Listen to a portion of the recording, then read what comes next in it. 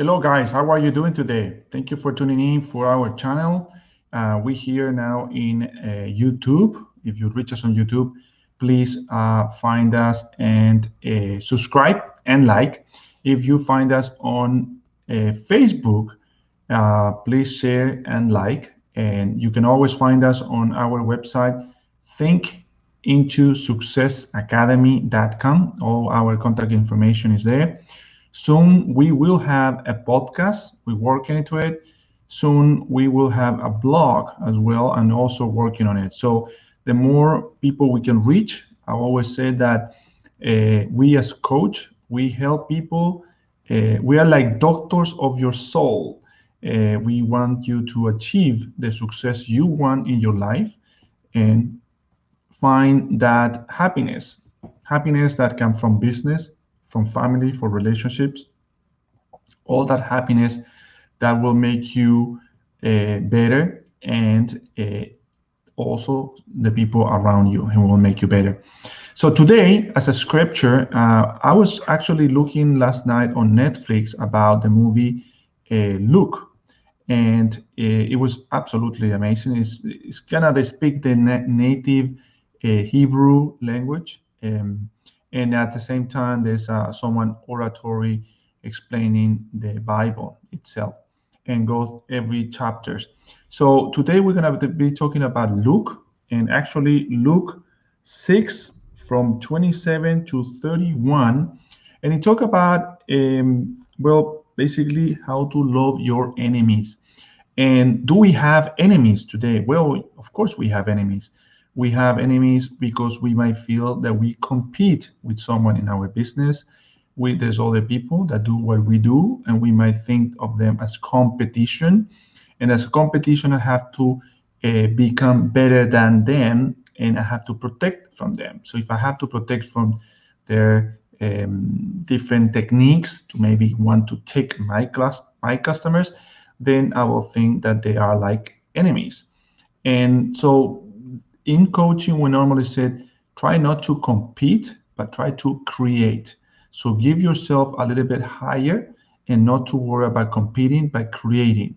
Competing, it can lead to unfortunate events, especially when it talks about pricing, because at the end, the quality always goes down when the price goes down. But when the results matters, price doesn't not matter. You see? So if you want to be saved from cancer, you are willing to pay a lot of money to a doctor for save you from cancer. When the results don't matter, then price don't matter. So it means if you are not really care about the results you're gonna get in your life, then you can probably just pay anything or for free. So it's very important that you will get always what you pay for. It doesn't matter if you get it for very little or very much. The importance to get the results that you're seeking. Now, why love our enemies? Because if we focus on our competition or we focus on the other person, it could be in a relationship that you're not happy with the person and you think that you're competing against him or her. You're competing in a meaning that I am better, or I feel that I love you more than you love me. That's a competition. So we want to make sure to prevent any kind of misunderstanding that we are not here to hate our enemies. But give me 1 second. I just got this nice water from a friend of mine that have a machine that makes your water, your tap water, alkalinized, and so you can level up to different pH, and this is a 9.5 pH. So I just they give me a gallon to try it out.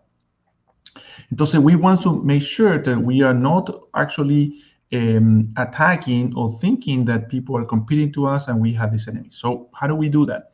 We love them, and we love them. Basically, love is about service. So you just be kind and nice to them, and because if you are upset with them, what's going to happen is that, let's say you only have 1 hour of time, and in 1 hour of time, you can do 5 calls or 10 calls in that. If your mind shift to the competition, you might want to do more calls. You can, because you don't have much time. If you do it, the quality of each call is going to be lower, or the quality of talking with your spouse or talking with someone in your business is going to be lower.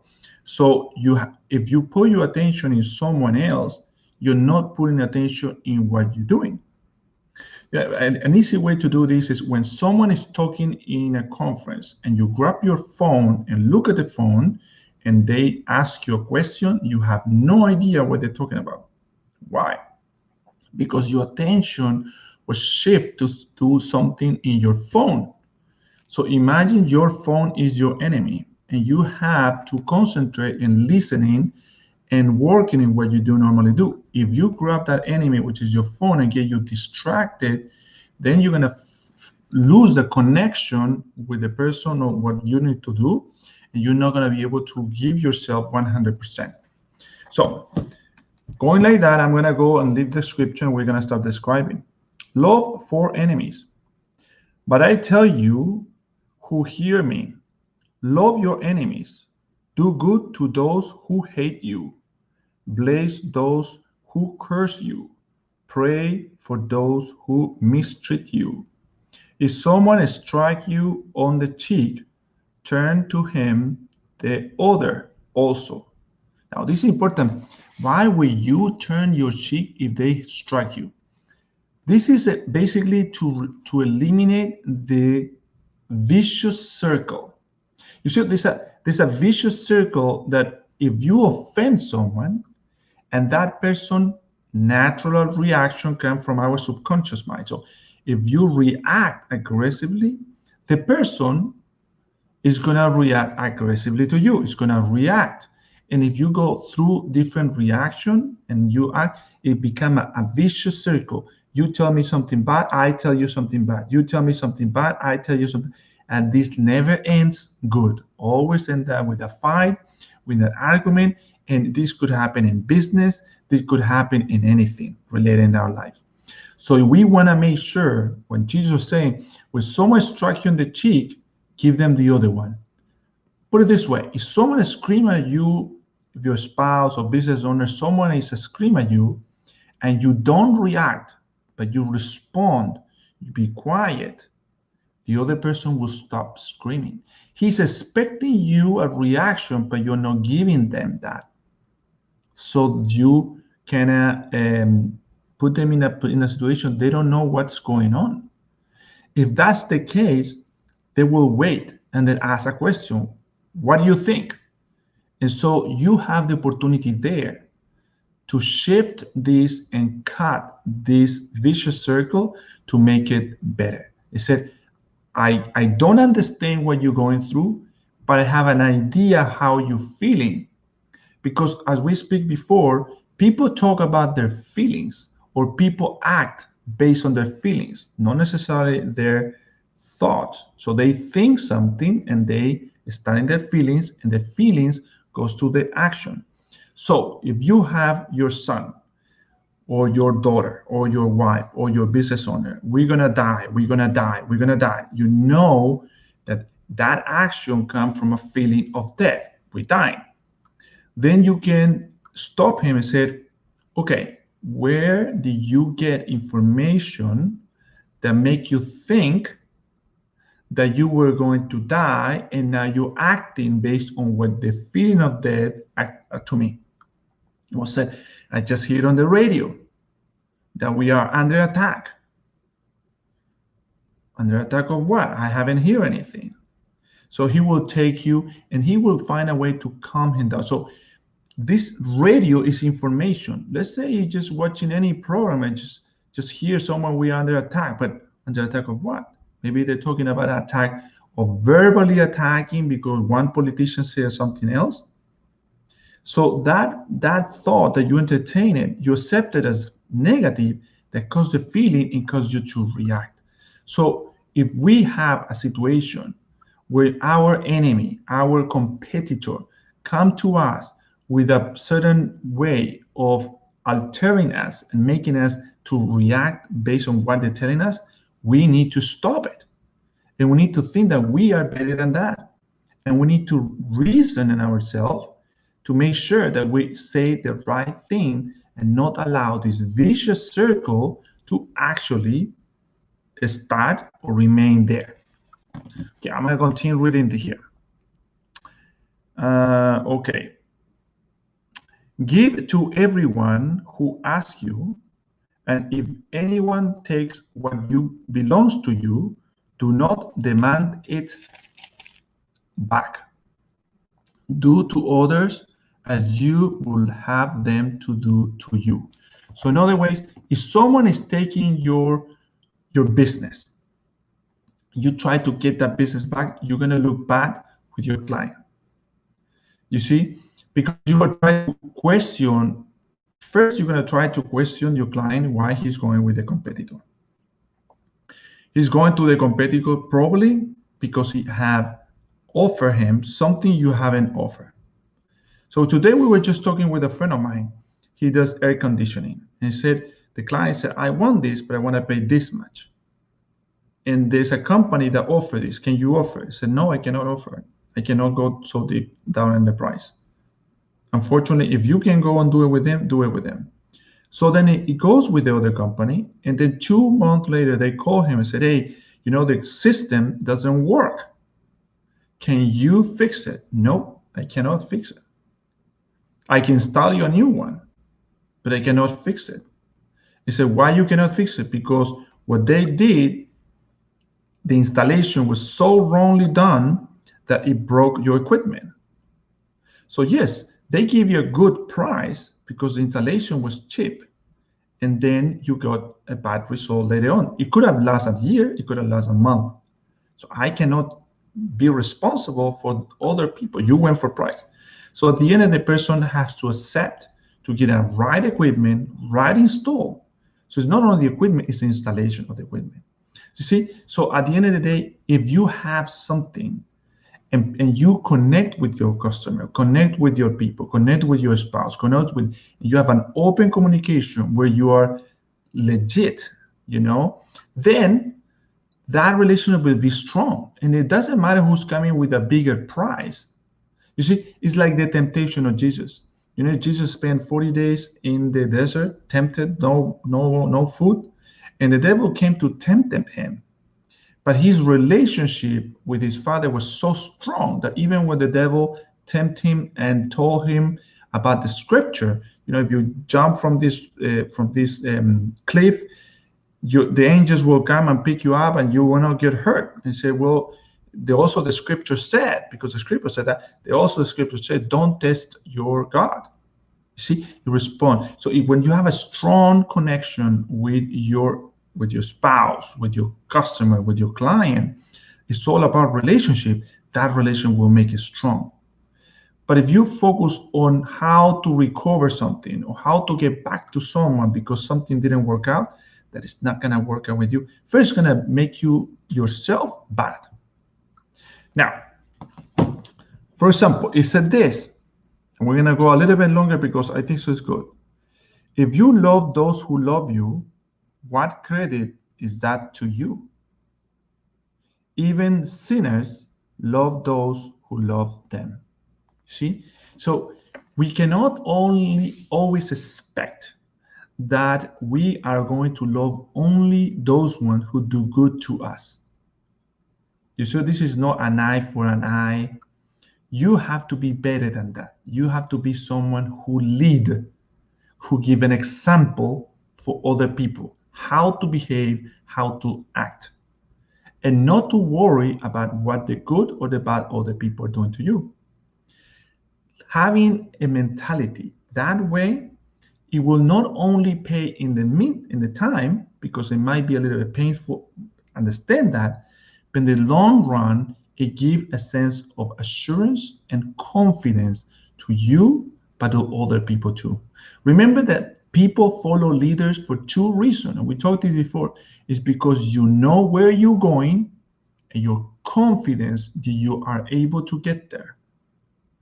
A lot of people know confidence, or they don't know where to go.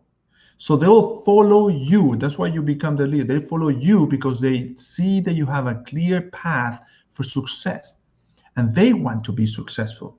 So they follow you, they tag along to make sure that they also can achieve success with you. They're not getting the bread, they're getting the crumbs of the bread. But even if they get the crumbs of the bread, they're getting something. So they're willing to do. Now, once they follow you enough and they understand your character and your principles, they will take a step on the side, and then they will start their own journey because they will have built that confidence because you have confidence. They know where they're going because you knew how they're going. And they will have other people that follow them. You see? So to become a good leader, you have to be a good follower. Be a perfect follower. By being a perfect follower, you can become a perfect leader because you copy the good of what you have learned and you just repeat it. And other people naturally will feel attracted to you because you know where you're going and you know what you're doing. Now, for example, just recently I have a prospect who really wanted to do the coaching with me. And at the end, he decided that he talked with some friends and he decided that he was going to wait time. And I told him very interesting. And I think so. I told him this story to him, that if you're dark in a room and you have no way to get out because it's completely dark, but deep in your heart, you find out that there's a possibility to get out, that gives hope. And you, through faith, you know you can find something to help you get out, and you find a flashlight. Then if you put on those flashlights, people will follow you because you know what's the way out. You know where you're going and you have confidence. The problem is most people ask advice to a blind person. You can't ask a blind person to show you the way because he doesn't know where he's going. He doesn't have the confidence to go there. So my advice is whenever you're going to ask for coaching advice, or you're going to ask for advice for investing in real estate, in stocks, starting a business, or go up in the ladder into your career, ask someone who actually done it. So someone who had a coach, someone who went up to the ladder, someone who did start in the business, in that, someone who actually did it, but not only did it and lose money, but did it and was successful about it. Because the people who are being successful, they have a mentality, a way of thinking different than the people that have been a failure. So if you ask people that never done coaching or never done investment in real estate, or go up to the ladder, no, they sacrifice that extra, what's going to happen is asking advice to a blind to lead you your way. That blind doesn't know where he's going, and because he doesn't know where he's going, he's not trusted in himself to know how to get out. So it's the same way like grabbing someone in that dark room and tell me, lead me out. And the person said, I can't, because I don't know where I'm going. I don't know where's the way out. I don't even know if there is a way out. So that is very important, that you always seek advice for people that are already successful in your life. If you don't, then network with people, find out people who are successful and ask them their advice. If you ask advice to someone who's unsuccessful in their life, then you're not going to go anywhere. All right, guys. Well, thank you so much for tuning in. I look forward for your messages and your texts. And if you have any question, you can always reach me through my website. And you can also reach me through Messenger. And in the website, we have emails and everything. So happy to receive your information. Thank you so much once again, and have a wonderful day. Bye-bye.